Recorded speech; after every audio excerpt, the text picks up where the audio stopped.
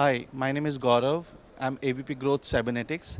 We are a technology company. We work in the field of perceptual AI. Today we are showcasing some of our smart connected products. One of the products that you're going to see today is called Galileo 1. This product can convert any display, any monitor or any TV into an interactive touchscreen TV.